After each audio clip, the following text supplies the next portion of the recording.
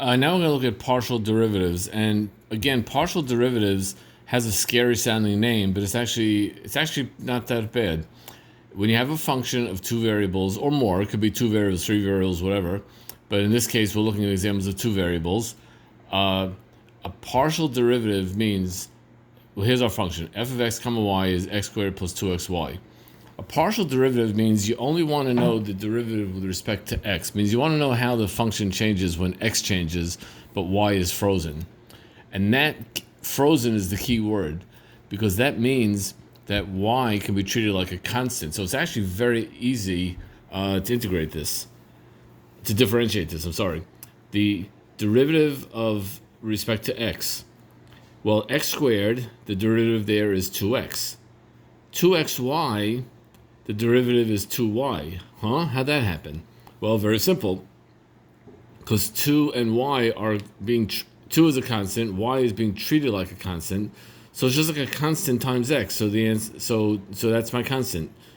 And this is just another way of writing that. This and this are two different symbols. I just wanted to show you two different symbols for writing the same thing, because sometimes they use each one. Let's say we go with the original function, f of x squared plus 2xy, and we take the derivative with respect to y. Let's see what we get. Well, in that case, the answer is just 2x. Why? Why is that? Because x squared is a constant. The derivative of a constant is 0, so the x squared just disappears.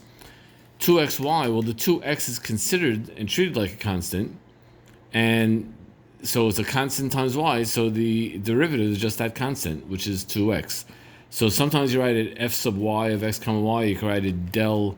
That's not a d, that's a del. D is for a regular full derivative, del is for a partial derivative. Here's one, a double derivative. But a double derivative, what does that mean? Does it mean you take the derivative with respect to x twice? Does it mean respect to y twice? What does it mean? Well, it means whatever you want. Here's an example. F of xy, f sub xy. That means first take the derivative with respect to x, then after you finish that, look at the answer you get and take the derivative of that answer with respect to y. And again, this could be xx, xy, yy, you could do any way, yx, it's up to you which I just happen to choose this example right here. So first I take the single derivative. So fx, which means just the derivative with respect to x. Now, this function is x to the fourth plus y to the fifth, that parenthesis raised to the fourth power. So I'm going to do here a chain rule. First I do the outer derivative, 4 times this parenthesis to the third power. Then I multiply times the inner derivative. Well, the inner derivative is just 4x to the third. When I take the derivative of y to the fifth, that disappears because that's treated like a constant. So the inner derivative is just 4x to the third. Anyway, just simplifying that, I get 12x to the third times x to the fourth plus y squared raised to the third power. Now for fxy, I take the answer that I got here, and I take the derivative of that, but with respect to y. Now, that's actually awesome, because 12x cubed now is considered a constant. So I just bring the constant down. Very simple. I don't have to do anything. Now I'm just taking the derivative of this parenthesis to the third power. So first I do it's going to be a chain rule. So first I do the outer derivative, which is 3 times that parenthesis to the second power.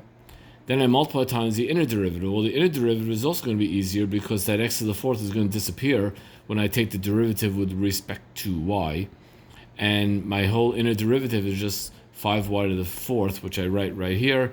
Putting it all together, I get 240 x to the third, y to the fourth, times x to the fourth plus y to the fifth squared. And that is how we do that.